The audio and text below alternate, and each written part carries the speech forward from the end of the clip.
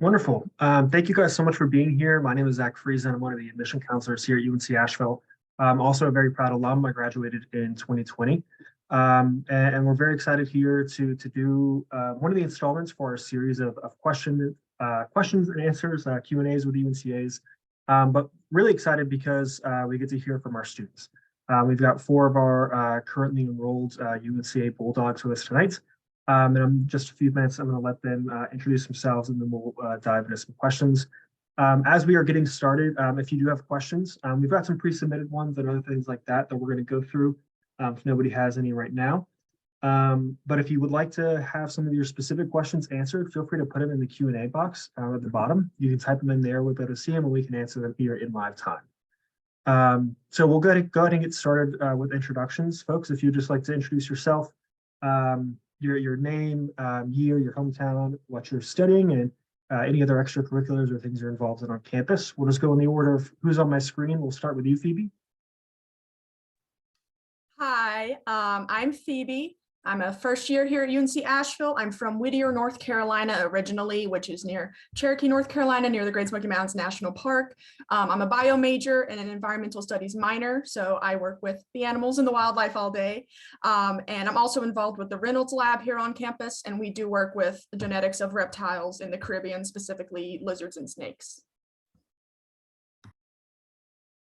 Awesome. We'll go over to Maddie. Hi, I'm Maddie. I use she, her pronouns. I'm also a first year here at UNCA. I'm an English major with a concentration in creative writing. I'm from Winston-Salem, North Carolina.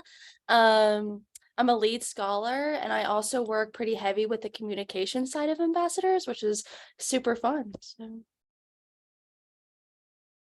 And Alex. Yes, hi, my name is Alex. I'm a senior here at UNCA. I'm from Raleigh, North Carolina. I use she, her, or they, them pronouns.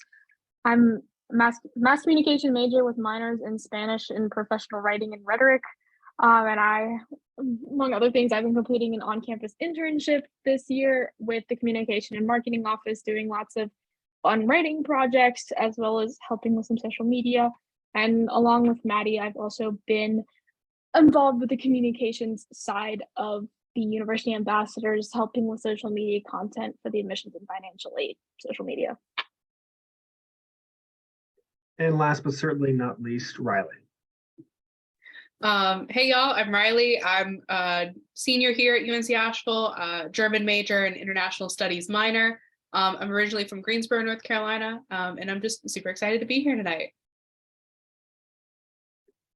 Awesome. I'm glad we've got two first-year students and two seniors. So kind of that two on either end of the experience. We don't have any questions in the Q&A yet, so just to kind of get us started, if you guys would just tell us kind of like what put UNC Asheville on your radar and what made you choose to come to UNCA.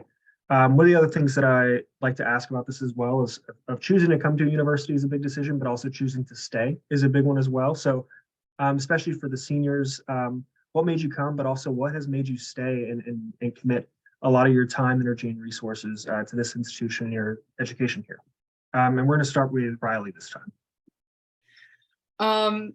So I found out about UNC Asheville because I knew I wanted to be in North Carolina and I wanted to be in the mountains. So my choices were between App State and UNCA. And the main thing that has brought me here and kept me here is just the relationships that I've been able to make.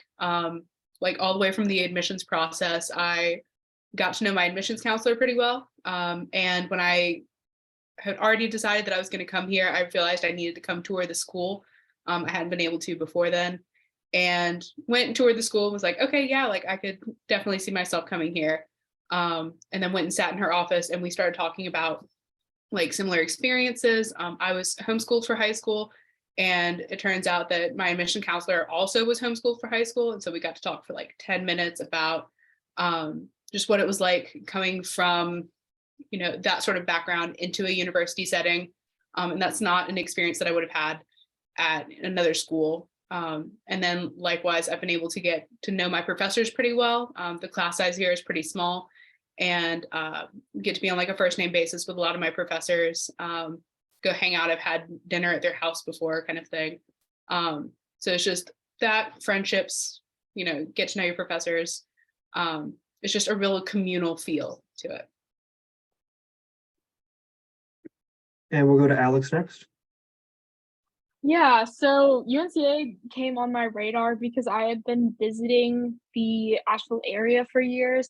My mom is still in touch with one of her best friends from high school, and they moved to the area. So when coming to visit, I would hear about the university, and I came and toured and had the opportunity, thanks to an alum of the school, to sit in on a class when I came here, which is definitely an experience I wouldn't have gotten at another school, which was amazing. It was actually Wiley Cash, who is an alum who's our writer in residence right now. So that was an incredible experience.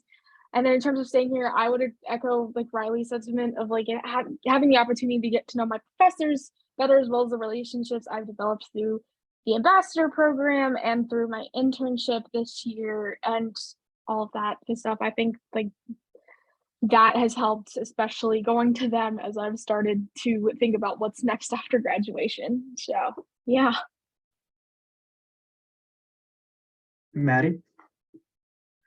Similar to Alex, I've been visiting the Asheville area for years with my family, and I had a lot of close friends that went to high school in the Buncombe County area, and I kind of wanted to just be near them, just because we're such close friends, and so they kind of are what pulled me here a little bit. And so I think it was my junior year, my mom was like, "You should just go to UNCA," and I was like, okay, yeah. And so I got really close with my admissions counselor, Nikki, and who I get to work right beside with the communication side of ambassadors. And she really just kept reaching out to me. Like I would email her all the time about scholarships, making sure that my application was right. I was probably really annoying, but she was so kind and just kept responding to me, and just made sure that I would really succeed here. And even to this day, like I'm already an admitted student, it's my second semester, and she is still like working beside me, like sending me like, hey, this is a scholarship I think you should apply for. And so even though I'm not necessarily really new here anymore, I still get that feeling that I'm at home and I'm still included here. So And Phoebe.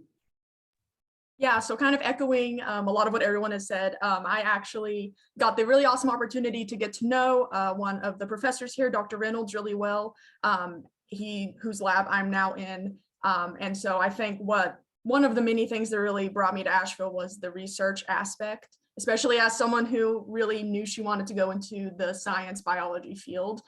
You don't really get that at a whole lot of other schools, especially within state. And I think also I just absolutely love the Great Smoky Mountains, and I love it here. I love the nature. I love the vibrance of Asheville. It's such a vibrant town. So all of those definitely helped me make the decision to come here. Awesome. Thank you guys. Now, just a reminder that if you have any questions that come up, you're still welcome to put those into the Q&A. I like being able to hear from all of you guys and kind of the different perspectives that you all bring. One of the things that a lot of students are curious of. Oh, we think we've got a question real quick.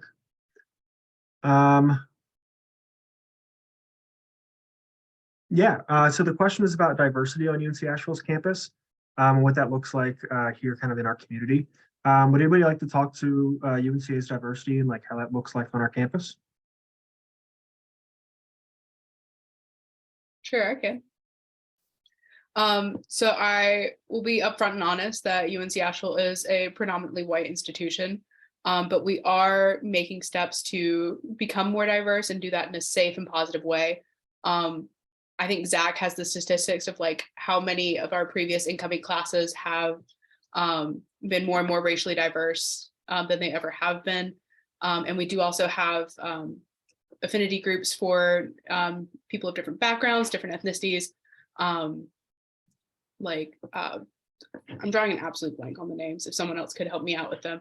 Prospanica and Ola are a couple, you. and like the Black Student Association. Thank you. Yeah, I knew we had them. I just was blanking on the name. And we do also have the Multicultural Center that's in our student union that works really closely with students of marginalized backgrounds to try to make sure their voices are heard and also make sure that campus is a safe place for students of different backgrounds. Yeah, it's, Alex, do you want to add anything? Yeah, I was just gonna say our past 3 or 4 SGA presidents have been Black students, and the last 2 I think have been Black female students, which has been really cool to see. And they've been doing a lot of it. They've done a lot of incredible work across campus. So just recognizing that as well. And I think like we have the affinity groups. We have like SGA and other things. And I think just in general we've been increasingly doing a better job of amplifying the voices of students from marginalized backgrounds. So yeah. Awesome. And I don't want to add much. The only thing I will say is I'm very proud of our student body of being incredibly active, especially our SGA students, and really with an understanding that diversity is wonderful, but inclusion is also what we're looking for of certain organizations or institutions will strive for numbers, but we want to make sure that our students feel supported, make sure that they feel a community. And I think the organizations that Riley and Alex talked about do a really wonderful job for that. One of the next question was talking about the engineering living learning community and how to get into it. So that's one of the things that you'll actually be able to apply for whenever you apply for housing. And whenever you do that and go through the housing selection process, there'll be essentially a questionnaire about that. If you have more questions, you're welcome to reach out to us afterwards, and we can get you in contact with our housing departments. And we're actually going to have another Q&A on May the 4th with our housing department, that if you have more specifics. But for living learning communities or residential learning communities, do any 4 of you have any experience or have friends that live in those, or kind of want to talk about what that looks like for our students? I can. I was in a living learning community my freshman year. That's one of the ways that I made sure that I got the room that I wanted, and it just happened to be that the living learning community that was there was one that I would be really interested in. I believe it was the Wanderlust LLC. So it was looking at, multicultural experiences, and just wanting to like broaden your horizons. So when I'm trying an absolute blank. So one of the things that I thought was really cool was that we would meet together as an LLC, I believe once a month, and just hang out, get to talk. I know for other LLCs, it wasn't necessarily true for Wanderlust, but for other LLCs, there's like a required class that everyone takes. So you're in the class with all these people, and then you're also meeting outside of class time, and they're like living in the same area as these people. So it's a really good way to get connected to people that are also in your major or in like a field of interest, and have that way of connecting. So I really recommend it, especially like freshman year, as a really great way to just have sort of a built-in community right from the get-go.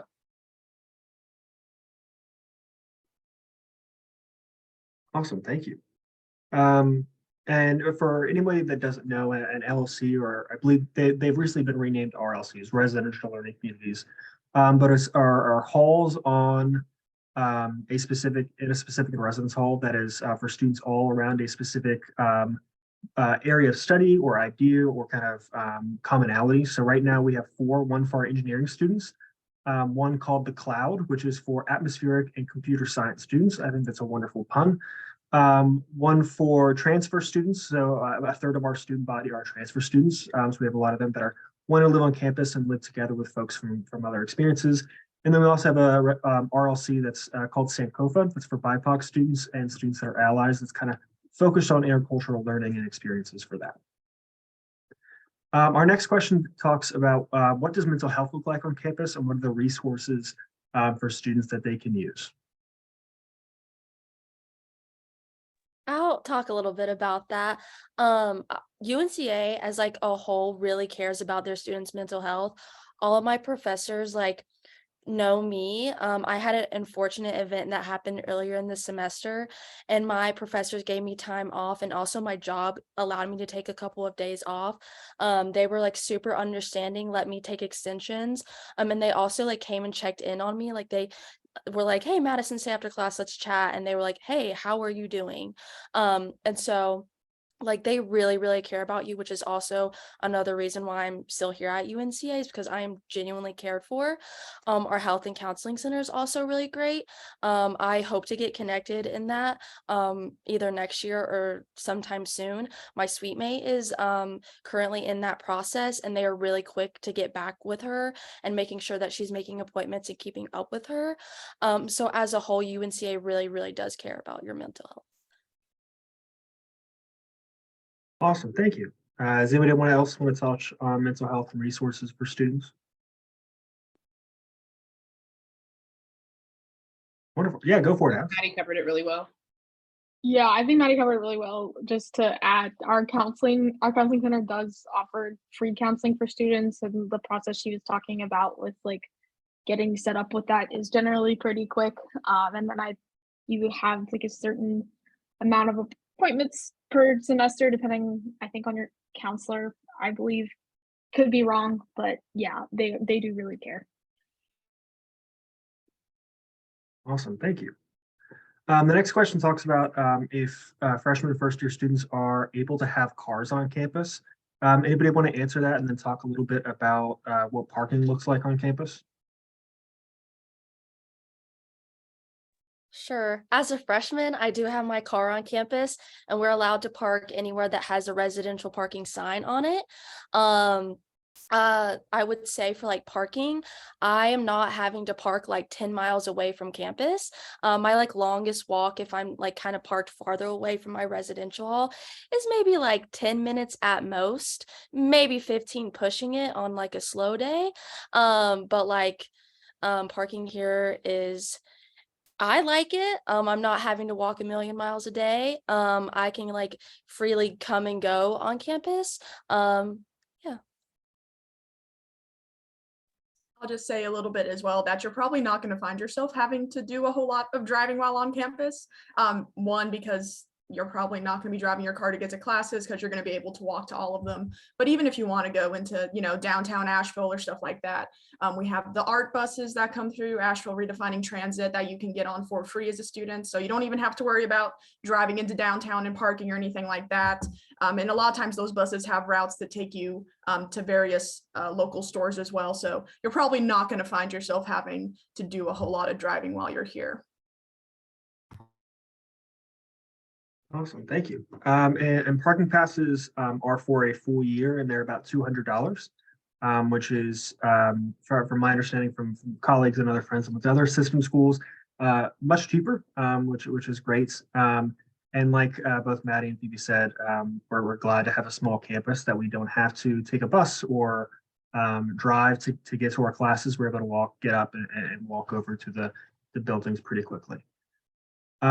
Our next question talks about opportunities for employments both on and off campus. So to start off, who would like to talk about on-campus employment? I smile because they are all currently on-campus employees with me. But yeah, if anybody has other jobs on campus, Alex, you want to take it? Yes. So obviously, like as Zach said, we're all employees right now. I joined the ambassador program my freshman year, and I'm a senior now, so I've loved that. So UNC Asheville's Career Center is who like facilitates all of the on-campus job postings on a website called Handshake that you'll learn more about if you come here. And we have a variety of opportunities. So obviously the admissions office is one for students, and then our student union hires people. Campus recreation hires people. I'm trying to think of some of the other major. Residence life hires people.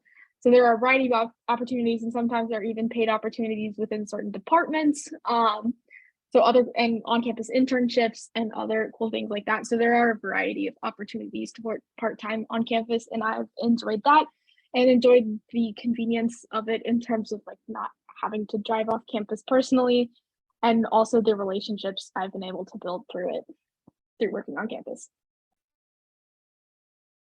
Awesome, thank you. And the other part of the question was talking about connections to Asheville jobs into the greater Asheville area. So does anyone want to talk about whether it's internships or jobs or different opportunities to connect with Asheville and the surrounding area? Yeah, I'd be glad to talk about that.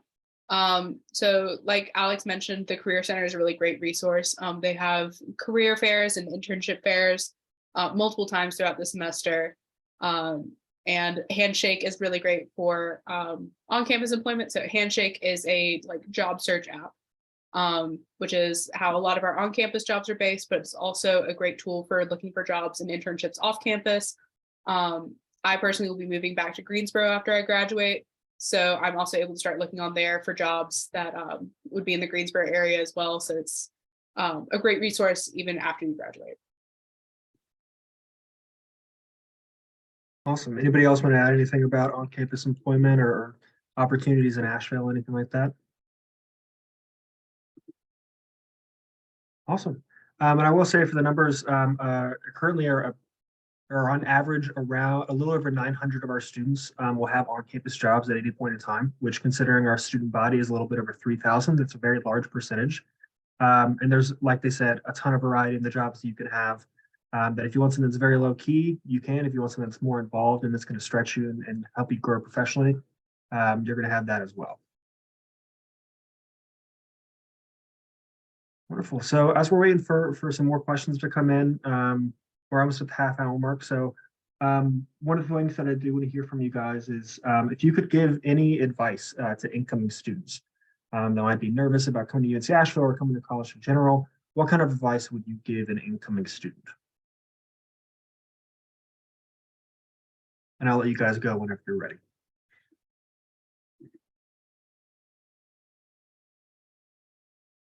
I'll go ahead and jump in. I think the biggest takeaway for me would be you get out of something what you put into it. So especially when you first arrive on campus, just being willing to just be yourself and enthusiastically jump into things is a great way to find connection and also to just succeed at classes, at extracurriculars. Great way to make friends. I'm still friends with people that I met my freshman year, and we were just, you know, loud and crazy and just unabashedly ourselves. So, yeah. Yeah, I would echo that sentiment as well. Like when you get here, we have like the first weekends you move back on campus, we have a big thing called Rocky Palooza, and I would definitely encourage like, people to go to that. We all had moved back on campus in time for it this year. Those of us who were, I guess Riley and I had moved back on campus in time for it this year. And I went, and it was kind of nostalgic for me, like full circle, like from freshman to senior. And we also have student organization fairs, student involvement fairs that are good for people to go to learn more about our student orgs. And you can get connected with people that way, as well as like through your first year seminar courses, which we can talk more about if people are interested. I met probably one of if not my best friends from UNCA in my first year seminar, and we've lived in the same residence hall like 3 years running, and we're still super tight. So things like that. Take advantage of the things you have available to you and make the most of your time.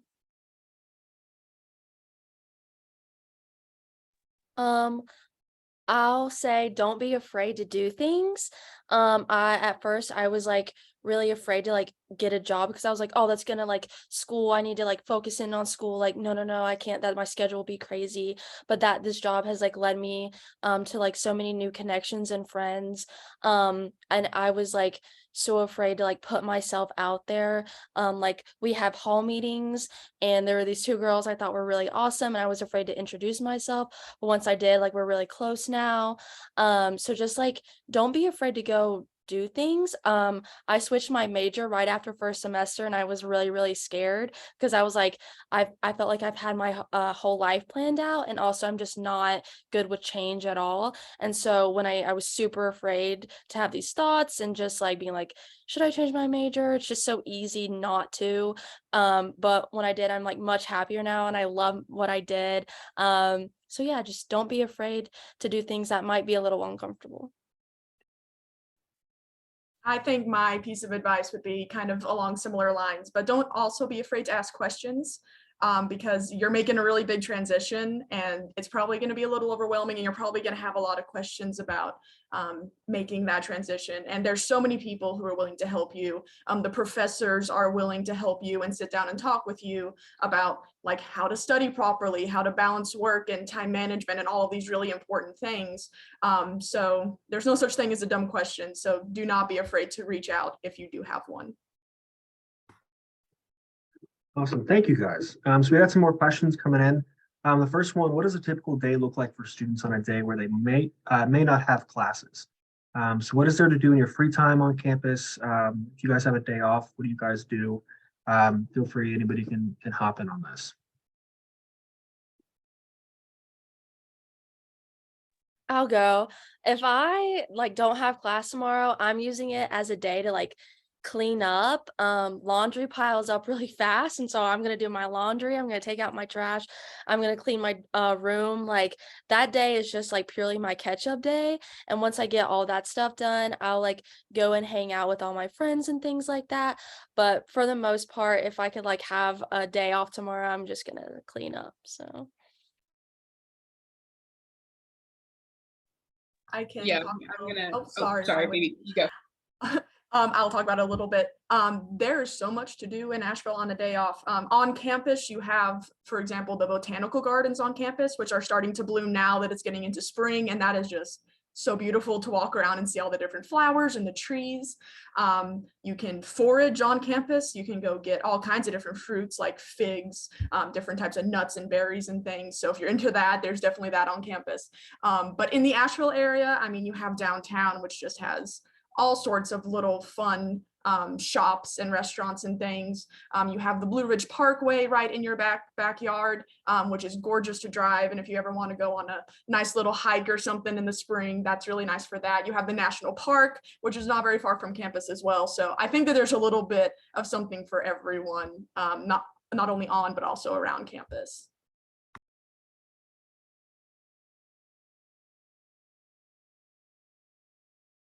Yeah, no, fully agree with that.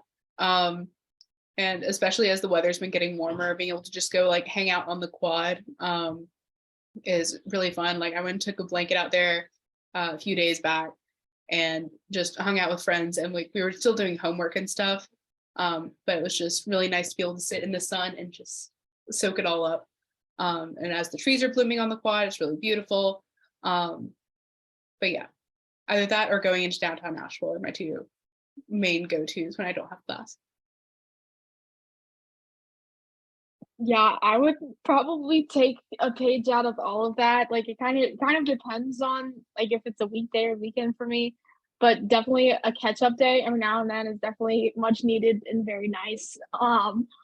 For sure. I think it's almost like an Asheville rite of passage that if you come here, you go up on the Blue Ridge Parkway at some point. It's very pretty.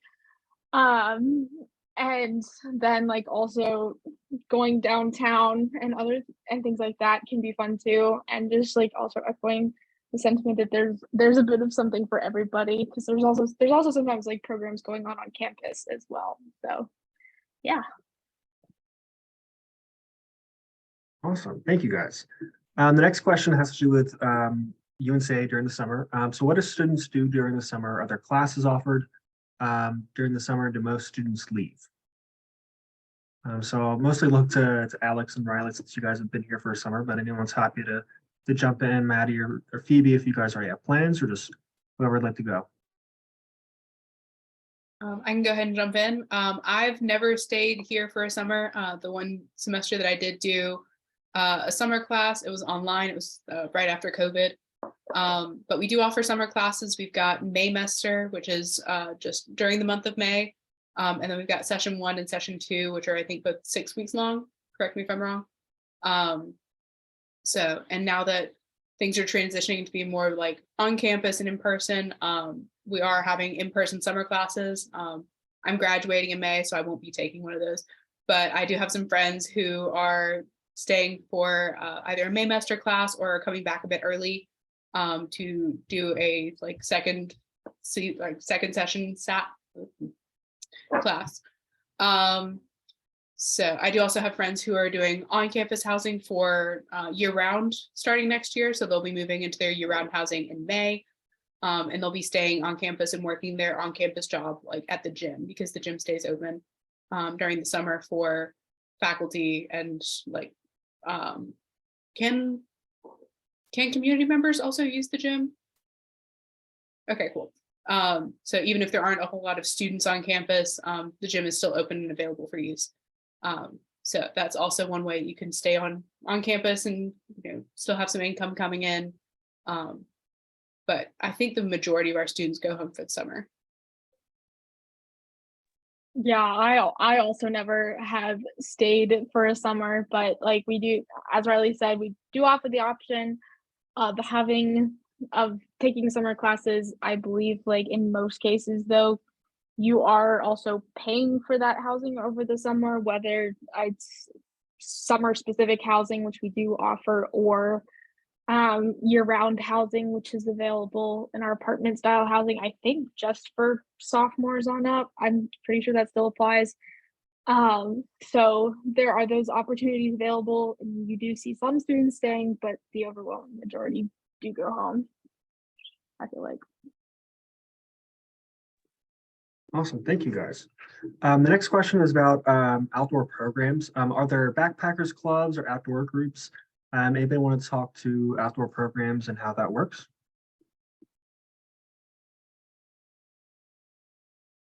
I can start and then people can add on if they'd like, but yeah, through campus recreation in particular, we offer various outdoor programs. So like they'll take students on hikes. I think that's how they're doing rock climbing this weekend. I think later on this semester they're doing whitewater kayaking or rafting one.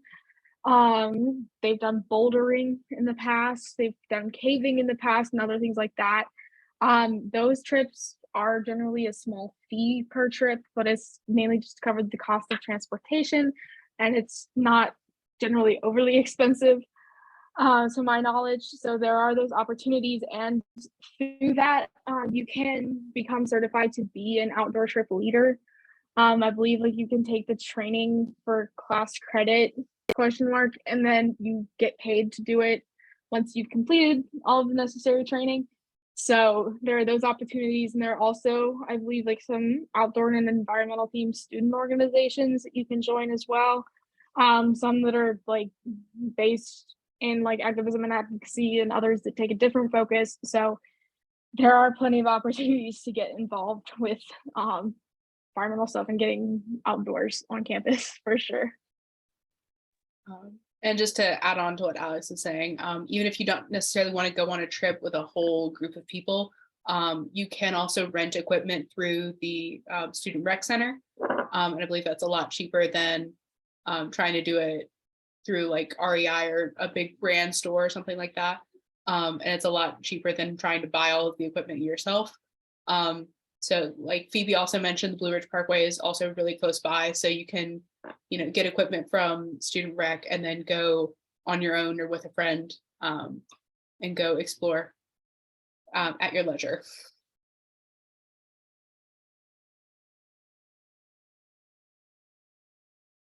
Wonderful, thank you guys. The next question is more about work in the classroom. It asks, how has teaching and learning changed as a result of all the new things that we've learned during the pandemic? And Alex and Riley, I believe you guys started in fall of 2019, correct? Yeah. And Phoebe and Maddie, you guys started this year and kind of saw that transition through high school. So whoever would like to talk about kind of how teaching and learning's changed through all this stuff, feel free to hop in. In my experience, I think professors are a lot more lenient when it comes to attendance and being more understanding regarding sick days. So at least pre-COVID, it felt like you had to show up for class unless you were absolutely dying. Whereas now, if you might be contagious, you can just email in, and the vast majority of your professors are very understanding and will gladly work with you to make sure that you're doing okay before piling on work. And then also being more flexible in terms of like how much can be online, how much can be in person. I had a classmate this semester who had a COVID exposure, and so wasn't even sick yet, but had that exposure. And the professor set up a Zoom specifically for her so that she could still be in the class and still participate in that way, but also make sure that everyone stayed safe. So. Yeah, and then the other thing being, yeah, so like Riley and I only ever had like a semester and a half pre-COVID when we got here. Of course, Phoebe and Maddie didn't really have a pre-COVID before coming to UNCA.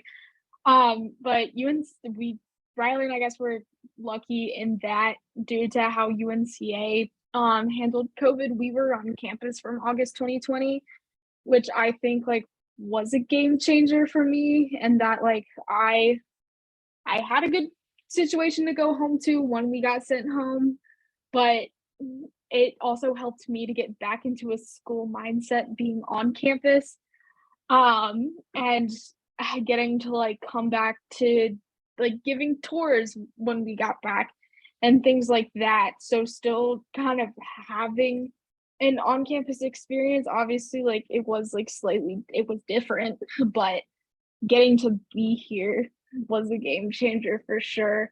And like, right, I would also echo the sentiment of like being understanding and being lenient about things. And yeah. I forgot about fall of 2020 and how I think you and I at least were just sort of like hunkered up in our rooms like the first week because we started back a week early, and then started watching as like UNC and NC State and Duke and all of the bigger schools tried coming back, and then immediately got sent home within a week or so. And we were just sitting there waiting, seeing if we were going to be kicked off campus again. And thankfully we were able to stay here the entire time.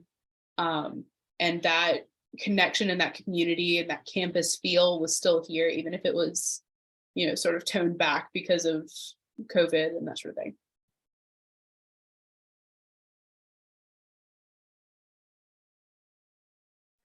And Phoebe and Maddie, I know this is your first year, but if you guys have seen any changes or anything from high school come in, feel free to hop in if you guys would like. Not that you have to or anything.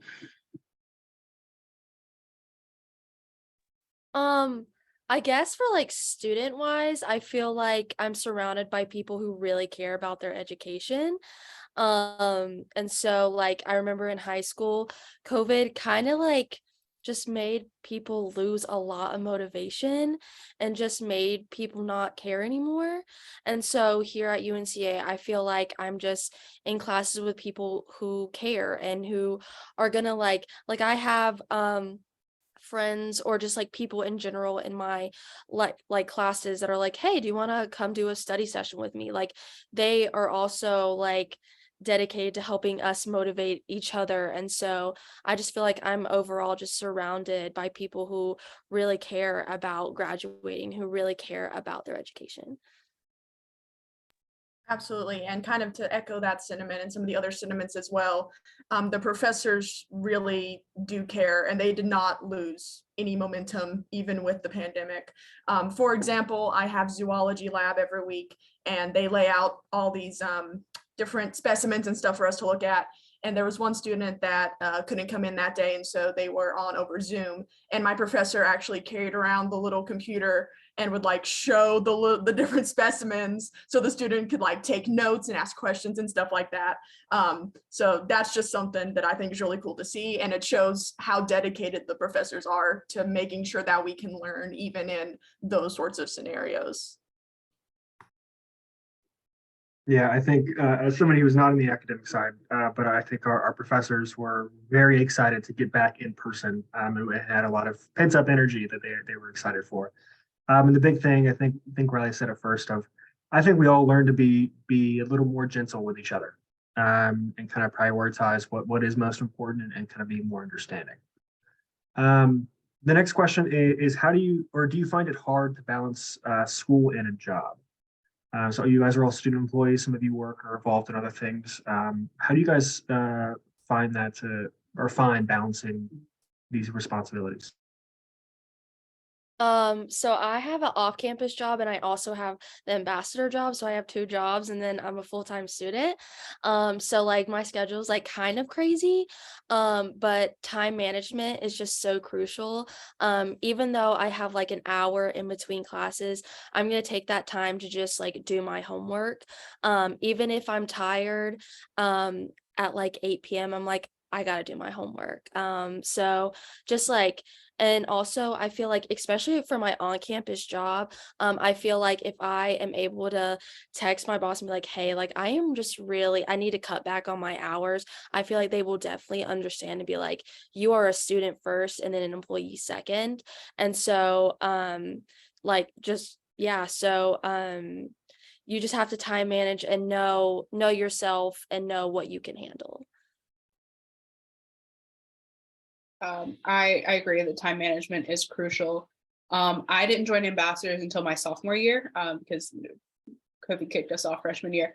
But one thing that I thought was really interesting was that I was able to manage my time better with an on-campus job because I had more demands on my time. So I had to be more like discerning with how I used that time.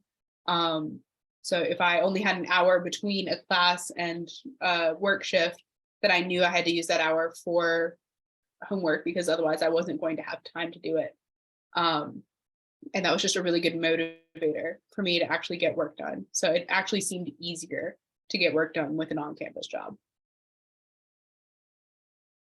Yeah, and I kind of felt that way too. Like the my first semester freshman year, I felt like kind of lost in terms of like having that time between classes and stuff. But once I started being an ambassador, I guess for that first part of spring semester on, it definitely helped me be like, okay, so I need to take this time to do homework and study so that I'm not like feeling stressed going into my next class or my next work shift or things like that. And that's like really kind of helped me build a schedule, especially like this year, having an internship and a job.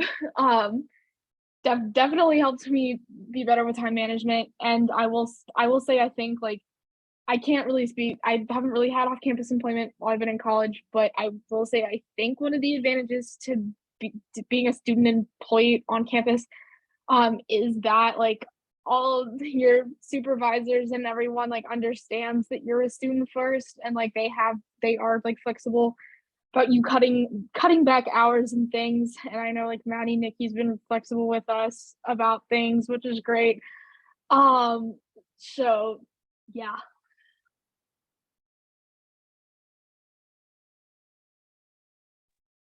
Awesome. Thank you, guys. The next question talks about or asks, can you guys talk a little bit about how professors and students utilize technology in the classroom?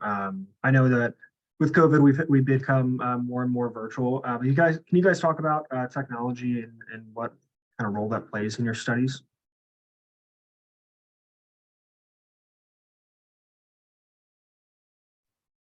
I can talk about it a little bit.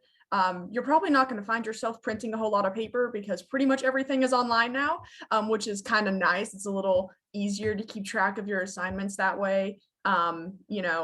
I think as well, professors have gotten really good about using technology, and there's all kinds of really cool programs and stuff that you can use that I didn't even know about that I started learning when I came onto campus that can help you like time manage and stuff like that. So we definitely use technology a lot on campus, and I think that that's actually a really good thing. Yeah, I would echo that sentiment. Like the majority of your assignments are going to be online / turned in online. Like I'm fairly certain the last time I printed out a paper to turn in person was freshman year. And since then, like if I'm printing something out, it's because I want to look over it, not because I'm turning it in on paper. So that's been really helpful. And I'm not sure if this is what person was getting at with this question, but like with my department in particular, mass communication, we have a video production side to the department.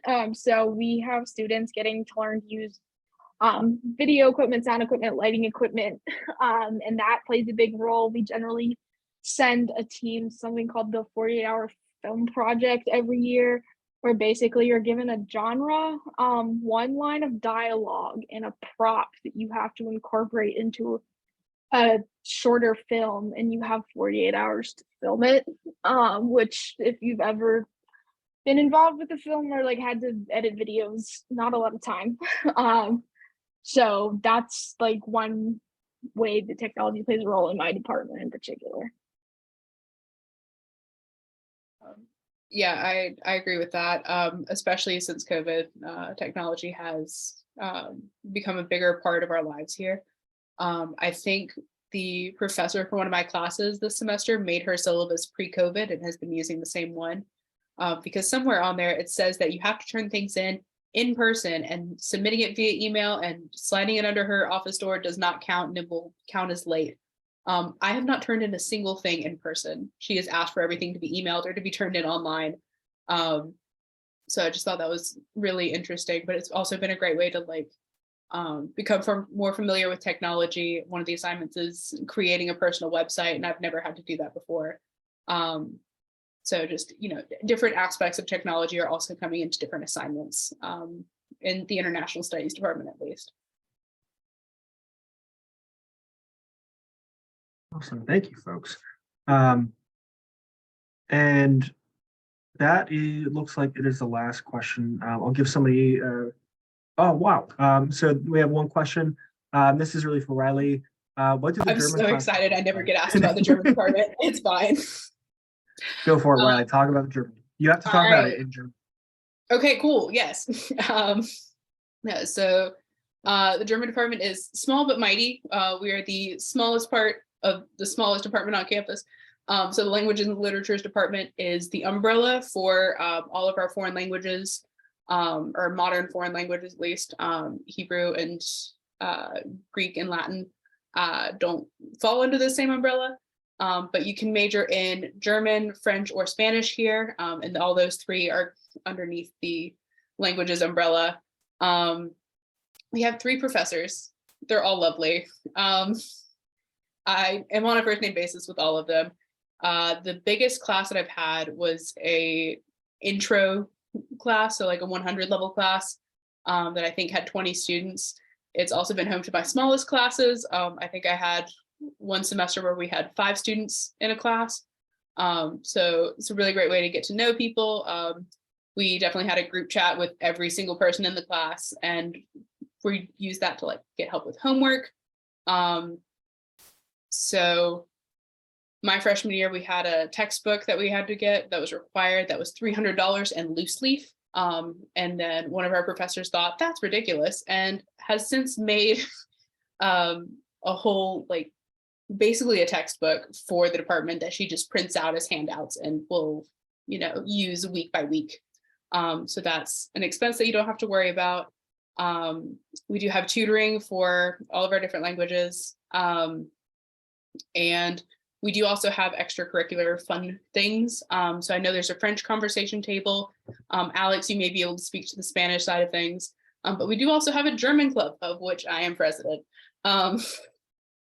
And we meet every other week during the Thursday free period, so from 12 to 1, and literally just hang out and have coffee and cake and speak German.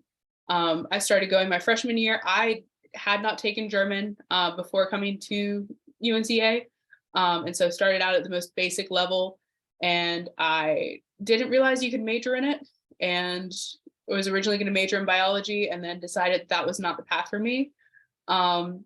And sort of fell into the German department, and they haven't let go of me since. So all that to say, I really do love this department. They're structured in a way that is, I feel, very approachable. So we have some classes that are stacked classes where we'll have like a 200 and 300 level class together, because the powers that be say that you have to have a certain number of students in order for a class to be able to be like registered. So by combining classes, you can get the class size up to par with the institution, but you can still just have like a handful of students that are in your actual class period. So for example, I'm in a stacked class right now that is a 200 level class and a 300 level class. And so it's a Monday, Wednesday, Friday class. On Monday, the 200 level students will meet. On Wednesday, the 300 level students will meet. And then Friday is when we're all together.